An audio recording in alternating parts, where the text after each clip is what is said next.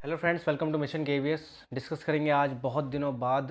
Video late आई इतने दिन बाद, उसके लिए माफ़ी चाहूँगा, लेकिन बाकी सारी चीज़ों को साइड में रखते हुए, अपने टाइम को बचाते हुए डिस्कस करेंगे आज हम ईवीएस का जो सीरीज़ चल रही थी हमारी, सेंट्रल बॉडी सिस्टम, जिसको हमने स्टार्ट किया था, उसका एक बहुत ही महत्वपूर्ण या फिर कह लो इम्पॉर्टेंट टॉपिक, जो ना सिर्फ केवल केवीएस में बल्कि किसी भी टाइप के कंपटीशन एग्जाम में इस टॉपिक से क्वेश्चन ज़रूर देखने को मिलते हैं। 101%। तो ये टॉपिक आप बहुत बढ़िया से देखिएगा, इसको ध्यान से लास्ट तक देखिएगा, क्योंकि बहुत ही इंपॉर्टेंट टॉपिक है। और इसके जो फैक्ट्स हैं, चाहे इसकी जो नॉलेज है इस टॉपिक की, बहुत लोगों को होती है बट नॉट प्रॉपर, 100% नहीं होती। तो कोशिश यही करिएगा कि वीडियो को लास्ट तक देखिएगा। तो लेट्स स्टार्ट। तो आज हम डिस्कस करने वाले हैं राष्ट्रपति, जिसका जिक्र किया गया है संविधान के आर्टिकल 52 से लेकर 61 तक। तो राष्ट्रपति एक बहुत ही इंपॉर्टेंट टॉपिक है। कोई भी एग्जाम क्यों ना हो, कोई भी एग्जाम क्यों ना हो, राष्ट्रपति से क्वेश्चन ज़रूर उठ के आता है और अलग अलग तरीके से आता है। तो आज हम राष्ट्रपति के बेसिक फीचर, बहुत सारी चीज़ों को डिस्कस करेंगे। ठीक है, इनका जिक्र किया गया आर्टिकल 52 टू 61, बेसिकली यही है। ठीक है, केंद्रीय कार्यपालिका का प्रधान नाम मात्र का राष्ट्रपति होता है। वास्तविक प्रधान प्रधानमंत्री होता है। ये देखो, और कंट्री को जब हम कंपेयर करते हैं, जैसे अमेरिका का राष्ट्रपति हो गया, बहुत पावरफुल होता है, लेकिन जब बात इंडिया की आती है तो यहाँ पे इंडिया में वास्तविक प्रधान कौन है? वास्तविक प्रधान प्रधानमंत्री कहलाता है। सिर्फ नाम मात्र का प्रधान केंद्रीय कार्यपालिका का कौन होता है? राष्ट्रपति। तो ये नाम मात्र का प्रधान होता है। क्वेश्चन पूछा जाता है कि केंद्रीय कार्यपालिका का नाम मात्र का प्रधान कौन होता है, तो नाम मात्र का प्रधान राष्ट्रपति कहलाता है। लेकिन एक्चुअल में सारी पावर किसके पास होती है? यानी वास्तविक प्रधान कौन होता है? प्रधानमंत्री होता है। ठीक है, तो ये एक बहुत इंपॉर्टेंट लाइन थी, इसको याद रखिएगा। भारत का प्रथम नागरिक राष्ट्रपति होता है। फर्स्ट पर्सन ऑफ इंडिया वो होता है राष्ट्रपति। ठीक है, ये चीज याद रखना। उसके बाद आर्टिकल 52 में भारत के ये जिक्र किया गया है कि भारत का एक राष्ट्रपति होगा, मतलब जो हमारा भारत है उसका एक राष्ट्रपति होगा। इसका जिक्र किस में किया गया है? आर्टिकल 52 में साफ साफ लिखा हुआ है। आर्टिकल 58 में लिखा है भारत के राष्ट्रपति की योग्यता है, यानी एलिजिबिलिटी क्या होनी चाहिए, क्वालिटीज क्या होनी चाहिए एक राष्ट्रपति बनने की। ठीक है, ये पूछा जाता है। भारत का नागरिक होना चाहिए। और ये जो टॉपिक है ना क्वालिटी वाला, इसमें एक इंपॉर्टेंट चीज बताऊंगा, उसको ध्यान से सुनना। भारत का नागरिक होना चाहिए, व्यक्ति की आयु 35 वर्ष पूरी कर चुका हो, मतलब 35 वर्ष की आयु को पूरा कर चुका हो। व्यक्ति में लोकसभा सदस्य बनने की सारी योग्यता हो, मतलब वो लोकसभा सदस्य बन सके, उसके अंदर वो सारी क्वालिटीज होनी चाहिए। व्यक्ति किसी लाभ के पद पर ना हो। राष्ट्रपति, उपराष्ट्रपति, राज्यपाल, मंत्री, यह सभी लाभ के पद नहीं है। ये चीज याद रखना, ये सारे लाभ के पद नहीं है। जितने भी लिखे ना ये राष्ट्रपति, ये जितने भी है राष्ट्रपति, उपराष्ट्रपति, राज्यपाल, ये कोई भी लाभ के पद नहीं है। ये चीज हमेशा याद रखना। ओके, तो व्यक्ति लाभ के पद पर नहीं होना चाहिए। ठीक है, अब नेक्स्ट, ये सबसे इंपॉर्टेंट है। एक चीज सोचो कि भारत का नागरिक होगा, ठीक है, 35 वर्ष की आयु पूरी कर दी, ठीक है, लोकसभा का सदस्य बनने की योग्यता होगी, ये भी ठीक है, किसी लाभ के पद पे होगा नहीं होगा, ये भी ठीक है। लेकिन अगर सोचो ये सारी क्वालिटीज बहुत सारे लोगों में हो सकती हैं, तो क्या वो सारे राष्ट्रपति बनने के लिए एलिजिबल हो जाएंगे? ऐसा नहीं होगा। कुछ क्राइटेरिया है जिसकी वजह से बहुत सारे लोग राष्ट्रपति के बनने के क्राइटेरिया में नहीं आ पाते। वो है ये क्राइटेरिया है, इसको ध्यान से देखना। राष्ट्रपति पद के उम्मीदवार बनने के लिए उस व्यक्ति के कम से कम 50 प्रस्तावक और 50 अनुमोदक होने चाहिए। देखो, राष्ट्रपति बनने में सबसे बड़ा किसका योगदान होता है? जनता का नहीं होता। लोकसभा के सदस्य, राज्यसभा के सदस्य प्लस विधानसभा के सदस्य, तो ये लोग मिलकर राष्ट्रपति चुनते हैं। तो कम से कम इन्हीं लोगों में से 50 लोग तो प्रस्तावक हो उस नाम के, कि हाँ भाई हम चाहते हैं कि रामनाथ कोविंद जी, फॉर एग्जाम्पल रामनाथ कोविंद जी राष्ट्रपति बने। और 50 ही अनुमोदक हो। अनुमोदक का मतलब उन 50 लोगों का सपोर्ट करे, जो 50 लोग ये कह रहे हैं कि हाँ भाई हम चाहते हैं कि हम इनको राष्ट्रपति बनाएं, तो उसके पीछे पीछे सेम 50 लोग ये बोल दें कि हाँ भाई हम भी इनके फेवर में बोलते हैं। इन शॉर्ट 100 लोगों का समर्थन चाहिए सिर्फ उसके नाम को चुनने के लिए, कि हाँ भाई राष्ट्रपति पद के उम्मीदवार बनने योग्य हैं। उसके बाद प्रोसेस चालू होता है। इसी वजह से राष्ट्रपति हर कोई नहीं बन पाता। कम से कम 100 लोग तो उसके सपोर्ट में बोलने चाहिए कि हाँ भाई हमें एज अ राष्ट्रपति ये चाहिए। ठीक है, तभी उम्मीदवार बनते हैं। तो आई होप आपको ये क्लियर हो चुका होगा। इसके बाद है आर्टिकल 54 एंड 55, राष्ट्रपति के चुनाव के बारे में जानकारी 54 और 55 में दी गई कि भाई इसका चुनाव कैसे होता है। बहुत डिफरेंस तरीका है। जैसे हम प्रधानमंत्री को चुनते हैं, वो जनता डायरेक्ट चुनती है प्रत्यक्ष विधि से, लेकिन राष्ट्रपति जो होते हैं वो हमारे अप्रत्यक्ष विधि से चुने जाते हैं। भारत के राष्ट्रपति का चुनाव अप्रत्यक्ष विधि से होता है, जिसमें जनता नहीं बल्कि निर्वाचन मंडल के सदस्य भाग लेते हैं।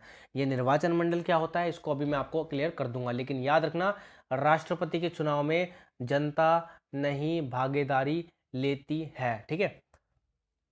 राष्ट्रपति का चुनाव समानुपातिक प्रतिनिधित्व प्रणाली और एकल संक्रमणीय मत प्रणाली द्वारा होता है। अब ये होता क्या है इसको मैं समझाता हूँ। देखो, लास्ट टाइम हमने जब पढ़ा था तो जो राष्ट्रपति चुने जाते हैं वो जो प्रधानमंत्री चुने जाते हैं वो फर्स्ट पास दी पोस्ट प्रणाली, यानी जिसके सबसे ज़्यादा वोट उसी की सीट, यानी वही जीत जाएगा। लेकिन राष्ट्रपति का चुनाव थोड़ा अलग है। समानुपातिक प्रतिनिधित्व प्रणाली में क्या होता है कि सांसदों के वोट की वैल्यू इज इक्वल टू विधायकों के वोट की वैल्यू, यानी सांसद और विधायकों की वोट की वैल्यू बराबर मानी जाती है। क्योंकि आप खुद देखो, विधायक नंबर में ज़्यादा होते हैं, सांसद नंबर में कम होते हैं, इसीलिए एक सांसद की वोट वैल्यू बहुत ज़्यादा होती है। तो समानुपातिक प्रतिनिधित्व प्रणाली की जब भी बात करते हैं तब सांसदों की वोट वैल्यू विधायकों की वोट वैल्यू के बराबर होती है। ठीक है, ये चीज़ याद रखने का नंबर का क्वेश्चन पूछ सकता है। राष्ट्रपति पद के उम्मीदवार को कम से कम 50% +1 वोट जीतने के लिए चाहिए होते हैं।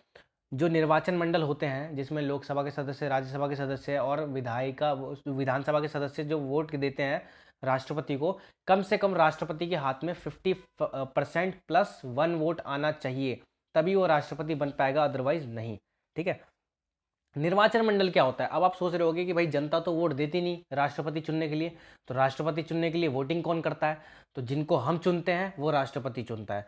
तो इसमें कौन कौन होते हैं निर्वाचन मंडल में? राष्ट्रपति को निर्वाचन मंडल चुनते हैं। तो इसमें होते कौन कौन है?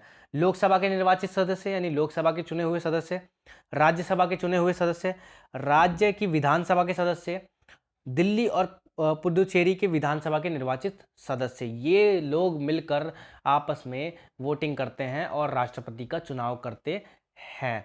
ठीक है।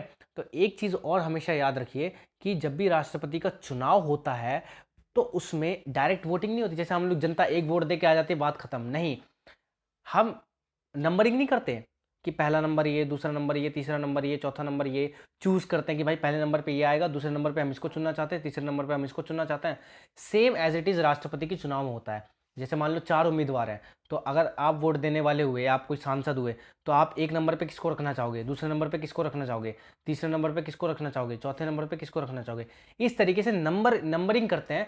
फिर जिसको उस नंबरिंग में सबसे ज़्यादा बार फर्स्ट नंबर पे चुना जाता है, जिसका नाम सबसे ज़्यादा बार फर्स्ट नंबर पे आता है, उसको राष्ट्रपति बना दिया जाता है। क्योंकि उसके, अगर देखा जाता है कि उसके 50% +1 वोट हो गए हैं, तो उसको राष्ट्रपति के लिए चुन लिया जाता है। ठीक है। तो इसमें नंबरिंग की जाती है, पहले नंबर किया जाता है और उस नंबरिंग में जो सबसे ज़्यादा बार नंबर 1 पे आता है, उस तरीके से, जैसे गली क्रिकेट में नहीं होता, बैट को रख के पीछे लाइन खींच देते कि भाई नंबर 1 कौन होगा, नंबर 2 कौन होगा, नंबर 3 कौन होगा।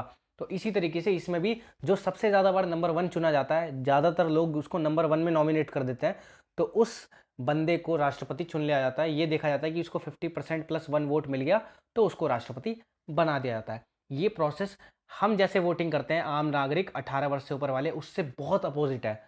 इसीलिए इसको समानुपातिक या एकल संक्रमणीय मत प्रणाली कहते हैं, जिसमें हम नंबरिंग देते हैं, फिर चुना जाता है जिसके 50% +1 वोट हो जाते हैं। आई होप आपको ये क्लियर हो गया होगा। निर्वाचन मंडल याद रखना, यही निर्वाचन मंडल चुनता है राष्ट्रपति को, ना कि जनता चुनती है।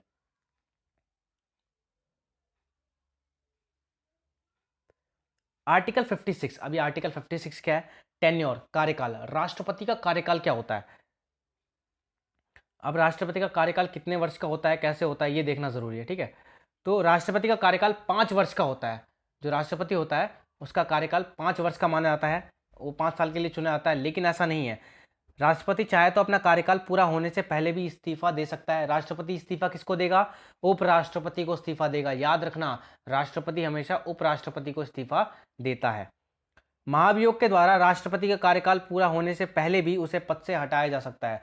अगर राष्ट्रपति संविधान का उल्लंघन करता हुआ पाया जाता है तो उसको, उस पर महाभियोग लगाकर, किसी भी सदन में महाभियोग लाकर सब लोग आपसी सहमति से उसको हटा सकते हैं। राष्ट्रपति की मृत्यु होने पर या उसके पद से किसी कारण से हटने पर 6 महीने के भीतर दोबारा चुनाव होना अनिवार्य है। मतलब अगर राष्ट्रपति की मृत्यु हो जाती है या किसी कारण से वो अपने पद से हट जाता है, तो नया राष्ट्रपति चुनने की प्रक्रिया है भाई 6 महीने के अंदर अंदर दोबारा एक नया राष्ट्रपति हो जाना चाहिए। और जब तक नया राष्ट्रपति नहीं आएगा तब तक उपराष्ट्रपति शासन चलाते हैं। आर्टिकल 57, ये क्या कहता है कि एक ही व्यक्ति हमारे देश में कितनी बार राष्ट्रपति बन सकता है। अमेरिका में ऐसा बिल्कुल नहीं है। अमेरिका में एक एक व्यक्ति कम से कम 2 बार ही राष्ट्रपति बन सकता है। लेकिन हमारे देश में ऐसा है कि एक ही व्यक्ति कितनी बार भी राष्ट्रपति बन सकता है अगर निर्वाचन मंडल के सदस्य उसको चुने।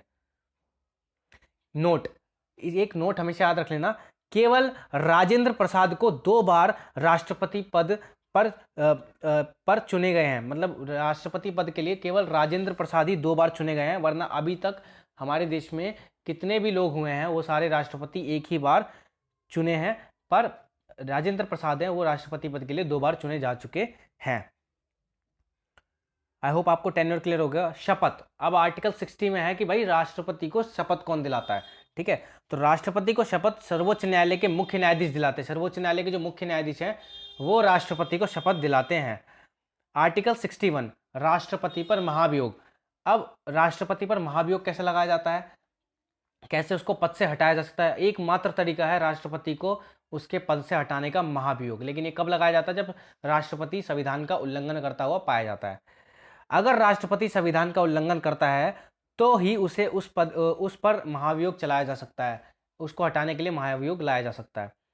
संसद के किसी भी सदन में महाभियोग का प्रस्ताव लाया जा सकता है, यानी महाभियोग लोकसभा और राज्यसभा कहीं भी आ सकता है, ये बात हमेशा याद रखना। राष्ट्रपति पर महाभियोग लगने से पहले राष्ट्रपति को 14 दिन पहले सूचित करना अनिवार्य है, यानी उसको बताना पड़ेगा कि भाई हम आपको आपके पद से हटाने के लिए 14 दिन पहले, मतलब 14 दिन पहले उसको बताना पड़ता है कि हम आपको आपके पद से हटाने के लिए सदन में महाभियोग ला रहे हैं। ठीक है, ये बताना बहुत ज़रूरी होता है। किसी भी सदन में 1/4 सदस्यों का राष्ट्रपति पर लगाए जाने वाले महाभियोग के लिए सहमत होना जरूरी है, तभी उस सदन में महाभियोग की चर्चा होगी।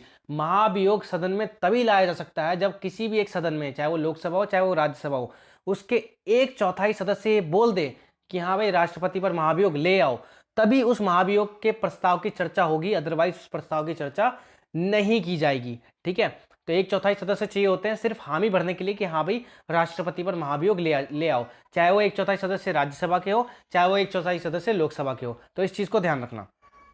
राष्ट्रपति पर महाभियोग लगने के लिए उस प्रस्ताव को दोनों सदनों में 2/3 बहुमत से पास किया जाना जरूरी है। राष्ट्रपति को अगर पद से हटाना है तो लोकसभा में 2/3 बहुमत चाहिए होता है उसको हटाने के लिए महाभियोग पे, और राज्यसभा में भी 2/3 बहुमत चाहिए होता है। इसीलिए राष्ट्रपति इजीली नहीं हटाया जा सकता, बहुत ही मुश्किल होता है राष्ट्रपति को उसके पद से हटाना महाभियोग के द्वारा। तो आई होप आपको राष्ट्रपति के बेसिक फीचर क्लियर हो गए होंगे। बहुत ही आसान है, इसमें कुछ चीज़ें याद करने वाली है जो आपको इंपॉर्टेंट लगेंगी। इसमें मैंने राष्ट्रपति की बेसिक फीचर को बता दिया है। अगर आपको वीडियो पसंद आई होगी तो हमारा लाइक शेयर सब्सक्राइब तीनों कर दीजिएगा, और वीडियो को ज़्यादा से ज़्यादा शेयर करिएगा, क्योंकि ये टॉपिक ना सिर्फ केवीएस के लिए बल्कि सारे पेपर के लिए बहुत काम आएगा। वीडियो देर से आई उसके लिए माफ़ी चाहेंगे, और अब लगातार वीडियो आना चालू हो जाएगी। वीडियो को देखने के लिए धन्यवाद। Thanks for watching. जुड़े रहिए मिशन केवीएस से।